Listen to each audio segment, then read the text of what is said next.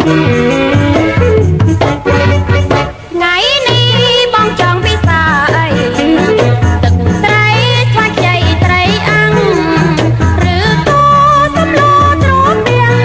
ជូរក្រសាំងស្លនឹងសាច់គោឬក៏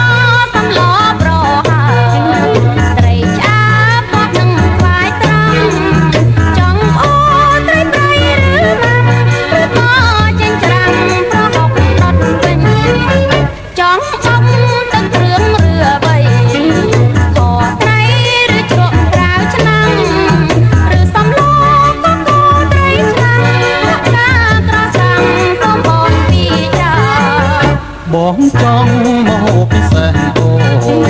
ប្រស្ងួនថាមកមហូបអីគឺមហូបជាប់នឹងខ្លួនស្រី